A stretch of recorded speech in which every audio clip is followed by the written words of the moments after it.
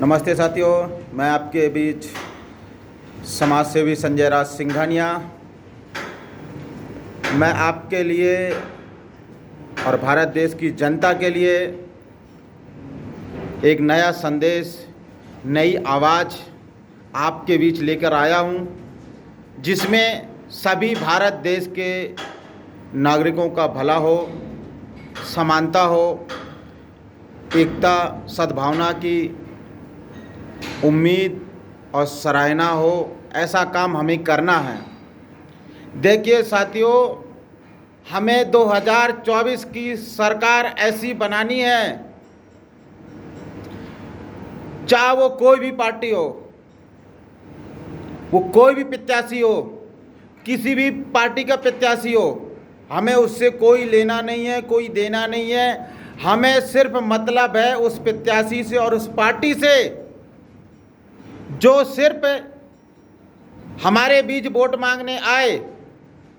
तो हमें उससे सिर्फ ये वादा कराना है उस प्रत्याशी से, उस पार्टी से, कि पहले आप ये वादा करिए और ये जिम्मेदारी लीजिए कि हम स्वास्थ्य की बात करेंगे, हम शिक्षा की बात करेंगे, हम रोजगार की बात करेंगे और हम हिस्सेदारी की बात करेंगे, हम भागीदारी की बात करेंगे।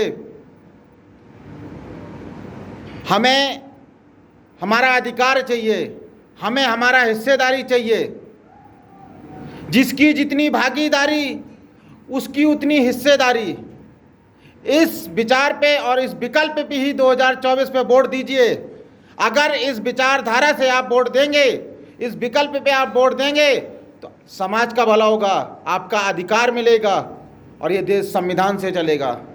अगर जिसकी हिस्सेदारी कम है और उसको हिस्सेदारी ज़्यादा दोगे, तो वो समाज कभी एकजुट नहीं हो सकता है और समाज में एक दरार पैदा होगी। और वही काम अभी चल रहा है और हमें वो चीज़ ख़त्म करना है। हमें सर्व जाति सर्व सम्मान, ब्राह्मण भंगी एक समान, जिसकी जितनी भागीदारी है हमें उसकी हिस्सेदारी देना है। वो जितना परसेंट है उसको उतनी परसेंट हिस्सेदारी देना है। ये हर नागरिक की जिम्मेदारी है, हर व्यक्ति की जिम्मेदारी है, हर युवा की जिम्मेदारी है, हर माताओं बहनों की जिम्मेदारी है कि हमें हमारे अधिकार हमें हमारी हिस्सेदारी से ही मिलेगा। अगर हमारी हिस्सेदारी 27% है, किसी की 14% है, किसी के साथ 3% है, किसी की 5% है, किसी की 11% है, उसको उसके हिसाब से हिस्सेदारी देनी चाहिए और उसको अधिकार मिलेगा। ये नियम 2014 में भारत की जनता चाहेगी तो लग सकता है।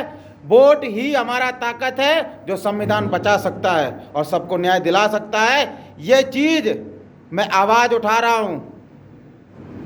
मेरे मरने के बाद लोग ये तो बोलेंगे कि उत्तर प्रदेश का बुंदेलखंड का क्षेत्र का रहने वाला हमीरपुर डिस्ट्रिक्ट का एक भाई संजय राज सिंघानिया समाज हित की बात करता था, हिस्सेदारी की बात करता था, समानता की बात करता था। अरे जन्म दिया है तो कम से कम समाज हित में कुछ काम करके जाएं। जो मरने के बाद भी लोग कम से कम तारीफ तो करें कि इसने समाज की लड़ाई के लिए आवाज़ उठाई थी। मुझे उन लोगों से नफरत है जो समय के साथ चलते हैं, जो अवसरवादी होते हैं, जो स्वार्थी होते हैं। आज के ज़माने में बता दूं, दिखावे के बहुत सारे लोग होंगे, झूठे वादे करेंगे। आज एक छोटे से प्रधान के ले लो, एक विधायक तो दूर की बात, एक सांसद बड़े हो गए, एक मंत्री हो गए, एक प्रधान। जैसे ही प्रधान बनता है तो उसके दरवाजे पे जेसीबी खड़ी हो जाती है, कार खड़ी हो जाती है, गाड़ियाँ खड़ी हो जाती हैं, उसका घर बनना चालू हो जाता है। ये किसका पैसा है? ये जनता का पैसा है। तो हमें हमारे हिस्सेदारी के हिसाब से ही और बाबा साहब के दिए संविधान के तहत ये देश चलेगा और सबको बराबर का अधिकार दिया। संविधान में सर्व जाति सर्व सम्मान, सबको बराबर का अधिकार दिया है। एक संविधान ही ऐसा हमारा ग्रंथ है पूरे भारत देश को जो एकजुट बना के रखने की ताकत रखता है, वो है भारत का संविधान। और हमारे बनाए हुए भारत के संविधान के निर्माता हैं डॉक्टर BR अम्बेडकर। मैं उनको सलूट करता हूं, जो हमारे भारत देश की जन्मभूमि में जन्म हुआ उनका, ऐसे महान व्यक्ति को हमारे भारत देश की जनता को कभी भूलना नहीं चाहिए। नमस्ते साथियों, जय भीम, जय भारत, जय संविधान, जय मूल निवासी।